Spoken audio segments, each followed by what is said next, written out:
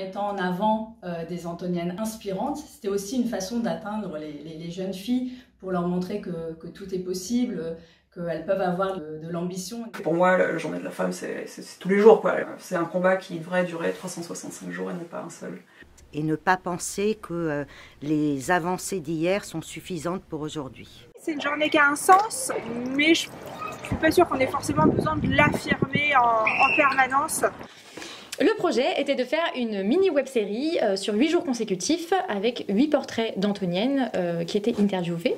On a essayé de chercher un peu de tous les profils différents. Les interviews ont duré à peu près 1 heure chacune et on a pu en retirer que le meilleur pour les vidéos qui ont à peu près duré 1 minute, 1 minute 30. L'important pour moi sur un portrait final, au-delà de toute la technique, ça va être l'émotion que va dégager cette photo, surtout dans le regard de la personne, en m'imprégnant de leur personnalité, en m'imprégnant de leur passé, de leur expérience. L'idée c'était de créer un habillage graphique autour des photographies d'Elodie, qui à la fois mettait en avant les personnes et en montrant le caractère unique de chacune, d'évoquer de manière élégante et subtile le domaine d'expertise de chacune de ces femmes.